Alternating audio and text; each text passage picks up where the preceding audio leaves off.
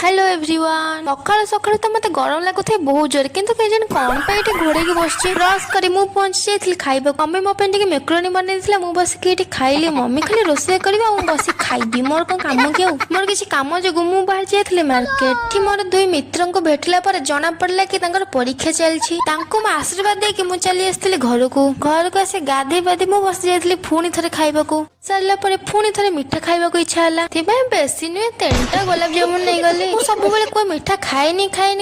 किंतु आज मो मिठा के 3टा केमी खाईदेली